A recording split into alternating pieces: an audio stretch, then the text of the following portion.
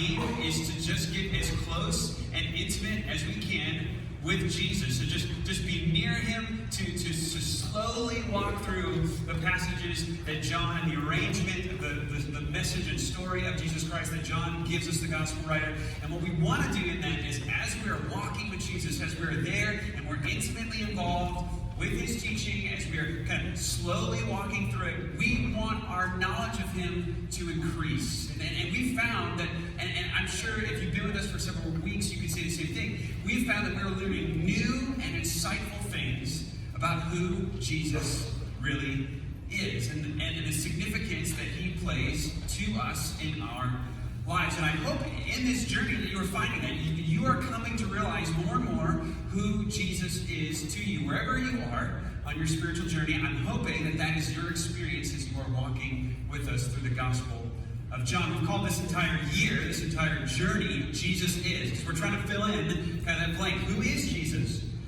Well, what do we put next? Jesus is what? And I'm hoping that you're filling in kind of that blank space there. Now, what we've seen over the last couple of weeks, and we're going to see for the next couple of weeks, is that a good way to describe what John is giving us, where we are right now in our passages, is that Jesus is new. He's new. If we could summarize the last couple of weeks and where we're going, we could use one word: new. Jesus is new. He is revolutionary. He is beyond expectations. He breaks the mold. Jesus is new. He's refreshing. There's something about him that is unlike anybody who's come before or anybody who will come. He is new. And we're going to see this again in our passage this morning as Jesus interacts with a religious teacher. Jesus is really going to shake this guy up. This guy is going to have a certain set of expectations. As a religious teacher, he's going to have a certain mold or picture that he thinks Jesus is going to fit into. And Jesus is totally going to send this guy just spinning. Because as Jesus presents himself to this religious teacher, he is not going to be what he expected. He's going to be totally new. Now, this teacher, his name is Nicodemus, I feel like I identify with him a little bit. And I think you're going to find maybe you do as well. We can define Nicodemus as an achiever. An achiever. I've taken some personality tests. I was talking to a friend, and he was telling me, hey, Paul, I think you should take this personality test. So I took this personality test, and I failed. The jokes are so good here, by the way. If this is your first time here, they don't get much better than that. Just set the bar low. Okay, but I was taking these personality tests, so I took two of these personality tests, and both the tests kind of said the same thing. It said that I'm an achiever. Now, that sounds arrogant. It didn't say I achieve.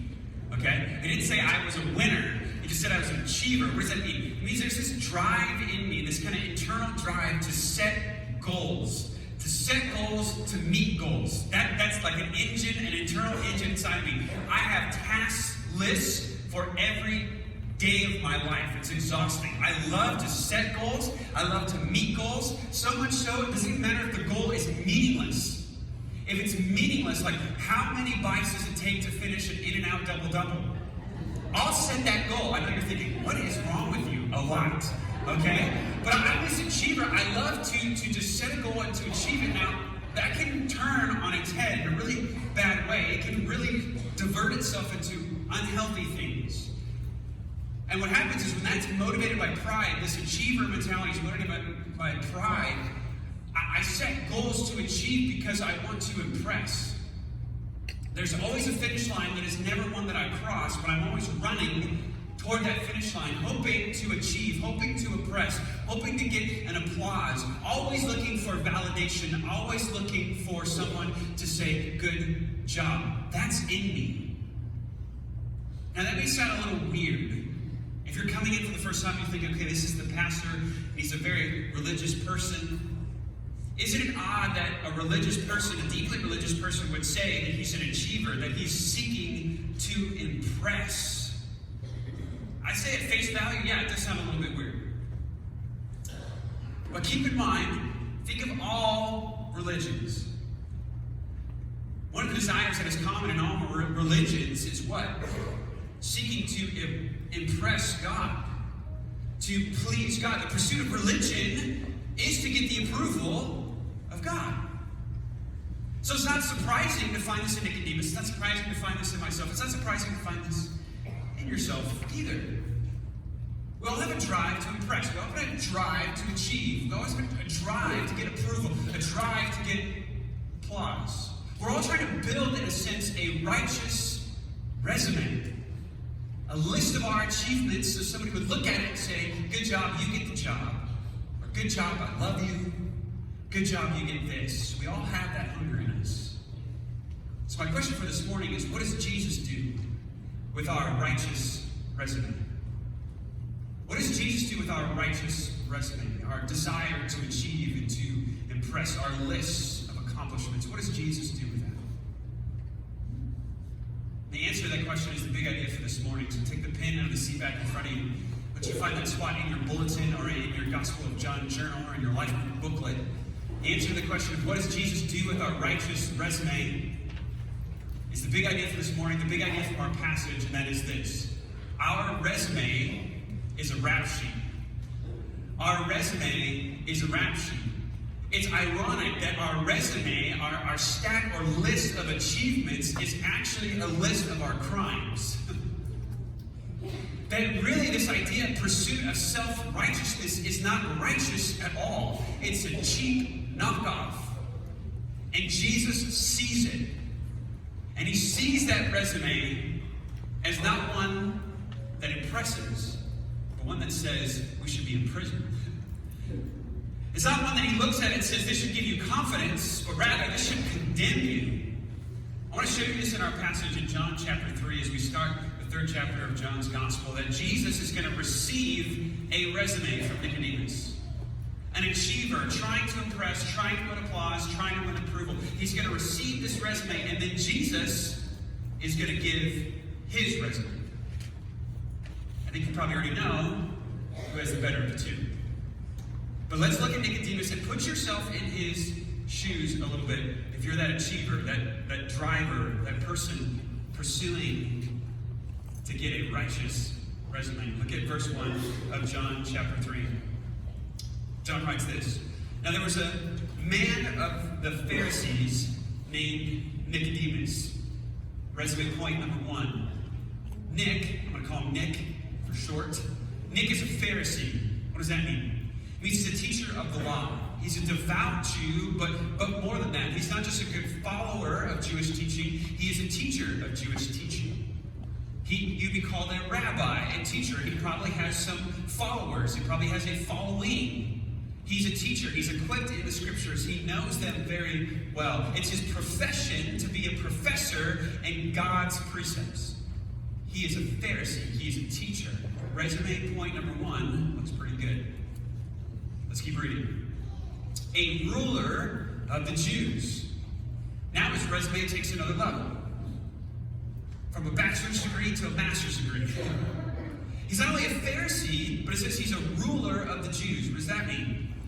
That means he's a part of this elite group called the Sanhedrin.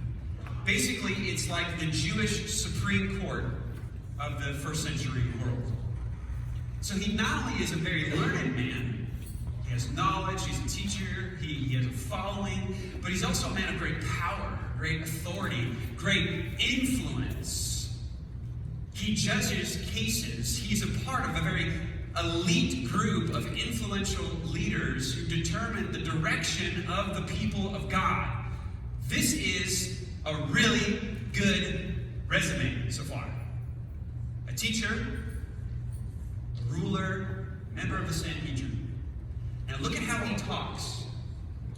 Because we can say it's kind of the group is narrowing. He's a Pharisee. That's broad. It's so elite group. But in that group now he's a part of the Sanhedrin. He's a ruler of the Jews. Okay, so that narrows a little bit. But maybe he's like the 12th guy on the bench, of the basketball team. I call that the Paul Crandall position. Okay, you just barely made the roster. Somebody's got to get the superstar some water. It might as well be this guy, right? Just bring him on the bus. If we leave him behind, no big deal, right? Maybe he's that guy. Maybe Nicodemus is the 12th man. He's the water boy on the team. But look at how he talks. I don't think he is. He might be the elitist of the elite. Let me show you this. Look at how he talks to Jesus. Verse 2. This man came to Jesus by night and said to him, Rabbi, which means teacher. Right now he's putting Jesus at the same level as himself. Hey, you're a teacher, I'm a teacher, we're teachers. Let's talk. Teacher, we, can you stop right here? Circle that word. You wrote down the big idea with that pen. Circle that word, we. That's interesting. Why would he use that term? From what we can tell, it's only Jesus and Nicodemus having a conversation.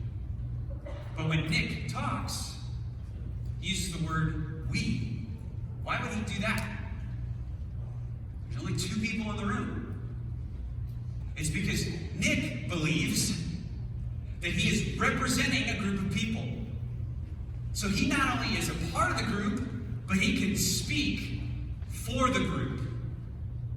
He feels like he can represent them well. In fact, he might be there as a representation of them.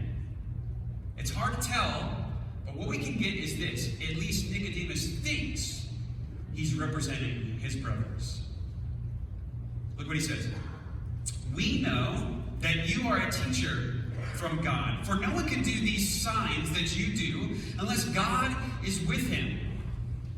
Another part of Nicodemus' resume is he can distinguish or discern spiritual things. He's looking at the stuff that Jesus has done so far. We've seen some miracles that Jesus has done. And he's saying, hey, I'm looking and I can see that you got to be special. Something about you is different than everybody else. You must be from God. So far, everything looks good. This is a really good resume. Let's just be honest. This is better than your resume. It's better than my resume. This guy has an elite profession as a Pharisee, and he's a Pharisee of Pharisees. And even in that group, he might be the top of that group. He encounters Jesus and then shows his spiritual prowess, if you will, and says, I can discern, based on what I see, that you must be from God. Let's talk. So far, so good. Jesus gets the resume slid to him across the desk. Jesus examines it. What is Jesus going to see? Jesus is going to see right through it. Envision this. I'm going to say that this is actually a good way to think of what Jesus is about to do. Imagine going into an interview. Interviewing for this job, and you've got your resume, and you've done all the work. You went to a